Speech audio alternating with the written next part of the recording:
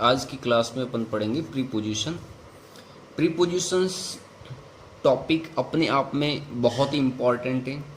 इसको पढ़ने से पहले हम सबसे पहले जानते हैं इसका इम्पोर्टेंस क्या है रियल लाइफ में।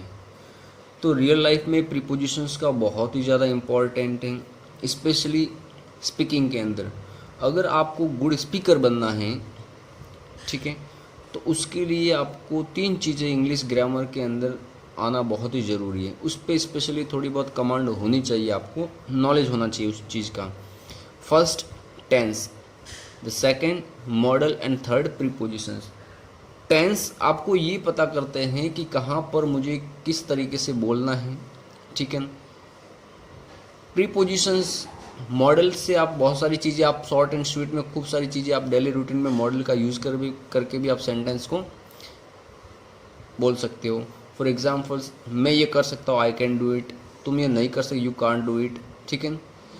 वो शायद आ सकता है, ही मे कम, ठीक है। इस तरीके से मॉडल का यूज़ करके भी हम खूब सारे सेंटेंस को बोल सकते हैं। इसी तरीके से प्रीपोजिशंस का भी अपना एक रोल होता है। प्रीपोजिशंस, मॉडल्स और टेंस अगर आपको आ जाए तो आपकी इंग्लिश के अंदर 4 चांद लग जाते हैं, स्पीकिंग के अंदर स्पेशली। सो चलिए आज समझते हैं कि प्रीपोजिशंस आखिर होता क्या है। अक्सर लोगों में डाउट रहता है प्रीपोजिशंस को लेकर, तो आज इस डाउट को अपन क्लियर कर देते हैं। प्रीपोजिशन, जैसा कि आप समझ सकते हो, प्रीपोजिशंस 2 वर्ड से मिलकर बनाए, प्री प्लस पोजिशन, ठीक है। पोजिशंस कहाँ पर, बिफोर नाउन एंड प्रोनाउन। तो इसकी सेंटेंस में जो पोजीशन होती है प्रीपोजिशंस की, वो हमेशा नाउन और प्रोनाउन के पहले होती है। इसका बेसिकली जो काम होता है प्रीपोजिशंस का, वो रिलेशन बताने का काम होता है। इसके अलावा कुछ भी काम नहीं होता है। प्रीपोजिशंस का काम होता है सिर्फ और सिर्फ रिलेशन बताने का काम होता है। अब रिलेशन किसके साथ में बताता है, तो ये जो सेंटेंस के अंदर जो ऑब्जेक्ट की पोजीशन पे जो नाउन और प्रोनाउन यूज किए जाते हैं, उसका रिलेशंस बताता है उसी सेंटेंस के अंदर अनदर वर्ड्स के साथ में, ठीक है। वो अनदर वर्ड कुछ भी हो सकता है, वो नाउन हो सकता है, वो प्रोनाउन हो सकता है, वो वर्ब हो सकता है, वो एडजेक्टिव हो सकता है। समझ गए ना। तो पहले समझ लेते इसकी डेफिनेशंस क्या है। It is a word which relates a noun or a pronoun with some other words in the sentence. That other words could be a noun, pronoun, a verb और an adjective। समझ गए ना। तो यहाँ पर इसको अपन क्या बात बोलेगी, इस डेफिनेशन को अपन एग्जाम्पल से समझते हैं। इससे सारी चीज़ें आपको क्लियर हो जाएगी कि आखिर होता क्या है प्रीपोजिशंस और इसका प्रैक्टिकल यूजेस कहाँ कहाँ होता है। तो एग्जाम्पल्स में लिखा है, the man in the car shouted at the boy standing near the shop. तो यहाँ पर आप देख सकते हो कि कितने प्रीपोजिशंस का यूज़ किया गया है। यहाँ पर 3 प्रीपोजिशंस का यूज़ किया गया है, ठीक है। इन, एट एंड नियर प्रीपोजिशन, ठीक है। अब सबसे पहले समझते हैं कि ये इन, एट और नियर यहाँ पर क्या हो रहा है। इसको अपन फर्स्ट सेंटेंस माने तो जो इन प्रीपोजिशन है वो इस नाउन द कार का रिलेशन शो कर रहा है, किसके साथ में, मैन के साथ में। इसका मतलब ये भी क्या है, नाउन है। तो प्रीपोजिशन नाउन का नाउन के साथ में रिलेशंस बता सकता है। अगर यहाँ पर अपन बात करें साउटेड, तो साउटेड यहाँ पर देख सकते हो कि यहाँ पर एट प्रीपोजिशन यूज किया गया है। ये जो एट प्रीपोजिशन है, वो एट प्रीपोजिशन है, वो द मैन जो नाउन है उसका रिलेशन शो कर रहा है साउटेड के साथ में, जो कि एक एक्शन वर्ब है, ठीक है। इसी तरीके से अगर नियर प्रीपोजिशंस की बात करें तो यहाँ पर ये जो नाउन का रिलेशन शो कर रहा है स्टैंडिंग के साथ में। ये जो स्टैंडिंग जो है वो एक नॉन फाइनाइट वर्ब है। नॉन फाइनाइट वर्ब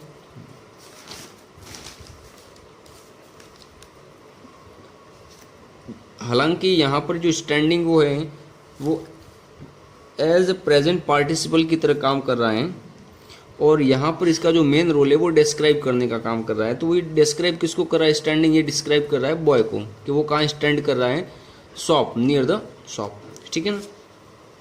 तो कहने का मतलब जो है वो जो प्रीपोजिशन है वो नाउन का नाउन के साथ में रिलेशन बता सकता है, नाउन का वर्ब के साथ में रिलेशन बता सकता है, और नाउन का उस स्टैंडिंग यानी एडजेक्टिव के साथ में रिलेशन बता सकता है।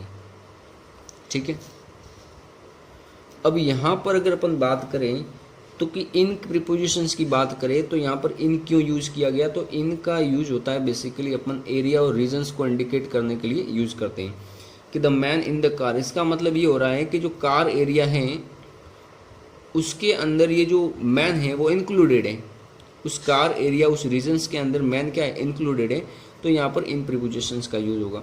ठीक है, अब साउटेड एट द बॉय, इसका मतलब होता है साउटेड एट द बॉय, जो साउटेड जो वर्ब है, ठीक है, उसका टारगेट एट प्रीपोजिशंस का यूज होता है बेसिकली टारगेट और पॉइंट के लिए, टारगेट और पॉइंट के लिए यूज होता है। यानी कि जो साउटेड है उसका टारगेट क्या है, तो उसका टारगेट है बॉय। ठीक है, किस पर साउट किया जा रहा है, किस पर चिल्ला रहा है, तो बॉय के ऊपर ऑब्वियसली, समझ गए ना। तो एट प्रीपोजिशंस का यूज होता है टारगेट और पॉइंट के लिए। ठीक है, इसी तरीके से जो नियर प्रीपोजिशंस हैं, ठीक है, ये बेसिकली इसका यूज होता है सो द प्रॉक्सिमिटी और पोजिशंस। प्रॉक्सिमिटी का मतलब होता है कोई भी चीज़ अगर नज़दीक में है, निकट है, तो उसको शो करने के लिए अपन नियर प्रीपोजिशंस का यूज़ करते हैं। कि वो स्टैंडिंग है, कहाँ पर स्टैंड कर रहा है, तो नियर द शॉप। ठीक है ना, तो ध्यान रखना है। नेक्स्ट एक और एग्जाम्पल्स लेते हैं, उसकी आपके सारी चीज़ें क्लियर हो जाएगी। ठीक है, इसके अंदर आपको सेंटेंस दे रखा है the man walked the park. यहाँ पर हम समझेंगे कि प्रीपोजिशंस का यूज इंग्लिश ग्रामर्स के अंदर फिक्स नहीं होता है, ये कॉन्टेक्स्ट के अकॉर्डिंग वेरी करता रहता है। ठीक है, तो उसके खूब सारे रिलेशन हो सकते हैं प्रीपोजिशंस के। तो आइए अपन समझते हैं। पहला, जैसा यहाँ पर देख सकते हो आप, the man walked the car. यहाँ पर ये जो वॉक्ड है ये वर्ब है, ये कौन सी वर्ब है, इंट्रांजिटिव वर्ब है। अब ये जो इंट्रांजिटिव वर्ब है, तो इतना तो आपको समझ में पता ही है कि इंट्रांजिटिव वर्ब का ऑब्जेक्ट नहीं होता है। जब इंट्रांजिटिव वर्ब का ऑब्जेक्ट नहीं होता है और यहाँ पर ऑलरेडी ऑब्जेक्ट है, तो ये द पार्क, ये इन वॉक्ड का ऑब्जेक्ट नहीं हो सकता है, तो इसका मतलब ये किसी न किसी प्रीपोजिशंस का ऑब्जेक्ट होगा। ठीक है, और ये प्रीपोजिशंस क्या काम कर रहा है, इस नाउन का इस वॉक्ड इंट्रांजिटिव प्रीपोजिशंस के साथ रिलेशंस बताने का काम करता है। तो ये रिलेशंस कितने तरीके से हो सकते हैं, ये रिलेशन कॉन्टेक्स्ट वेरी करेगा, उसके अकॉर्डिंग बहुत से रिलेशंस हो सकते हैं। ठीक है, तो सबसे पहला रिलेशंस एक सर्कल से समझते हैं कि एक ही सेंटेंस के अंदर में ये नहीं कह सकते कि वही प्रीपोजिशंस फिक्स हो सकता है, नहीं, प्रीपोजिशंस कॉन्टेक्स्ट के अकॉर्डिंग अलग अलग हो सकते हैं। ठीक है, फॉर एग्जाम्पल मान लो ये एक पार्क है, उस पार्क के अंदर एक मैन है, एक पर्सन है। ठीक है, अब ये पर्सन जो है वो इसी के अंदर मूव कर रहा है, इधर से उधर इधर उधर मूव कर रहा है। ठीक है, अपने एक्शंस को परफॉर्म कर रहा है इसी पार्क के अंदर। तो यहाँ पर अपन प्रीपोजिशंस करेंगे, इन का यूज करेंगे, समझ रहे हो। तो यहाँ पर ये हो जाएगा इन, जो कि पार्क का रिलेशन शो कर रहा है वॉक के साथ में। The man walk in the park. Clear. Next, अगर मान लो यही पर्सन पार्क के अंदर वॉक नहीं करके इस सर्कुलर मोशन में बाउंड्री पर यदि वॉक कर रहा है, मूव कर रहा है, अंदर हो या बाहर हो दैट डजेंट मैटर, लेकिन इस सर्कुलर मोशन में वॉक कर रहा है, तो यहाँ पर प्रीपोजिशंस यूज करेंगे अपन राउंड प्रीपोजिशन। क्लियर। तो इसी तरीके से राउंड का यूज कर सकते हैं, यहाँ पर ये भी सही है। ठीक है, वो कंडीशंस के अकॉर्डिंग होता है। नेक्स्ट, अगर मान लो ये जो पर्सन है वो पार्क के बाहर कहीं पर भी यहाँ पर है, ठीक है, टहल रहा है या वॉक कर रहा है, तो अपन कह सकते हैं कि वो कहाँ पर वॉक कर रहा है, पार्क के पास में। तो यहाँ नियर प्रीपोजिशंस यूज करेंगे अपन। क्लियर। इसी तरीके से यदि मान लो पर्सन है वो ऑलरेडी पार्क के अंदर था पहले और वो चल करके बाहर कहीं जा रहा है, वॉक करते हुए कहीं निकल रहा है, ठीक है, तो उस स्थिति में फ्रॉम प्रीपोजिशंस का यूज करेंगे अपन। और यदि पर्सन बाहर था, बाहर से वॉक करता हुआ यदि पार्क में आ रहा है, तो टू प्रीपोजिशंस का यूज करेंगे। क्लियर। और इसी तरीके से यदि कोई पर्सन है वो बाहर था और बाहर से आ रहा है, ठीक है, लेकिन अब जाना कहाँ है पता नहीं है, ठीक है, मतलब कि फाइनल पॉइंट का क्लियर नहीं है, फाइनल पॉइंट्स पता नहीं है, डेस्टिनेशंस क्लियर नहीं है, तो उस स्थिति में अपने टूवर्ड्स प्रीपोजिशंस का यूज़ करेंगे। और यदि कोई पर्सन है वो बाहर से आता हुआ, पार्क के अंदर से होता हुआ बाहर निकल जाता है, ठीक है, तो उस स्थिति में अपन एक्रॉस प्रीपोजिशंस का यूज़ करेंगे।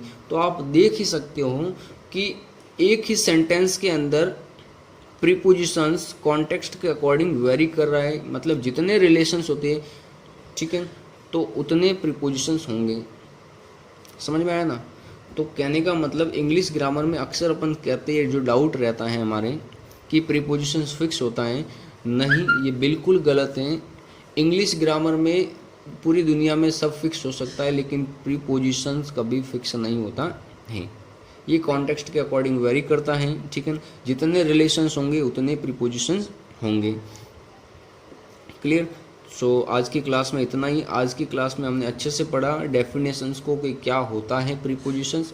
नेक्स्ट लेक्चर्स के अंदर मैं आपको बताऊंगा कि what are the uses of prepositions in different situations, ठीक है, इन द प्रैक्टिकल्स लाइफ।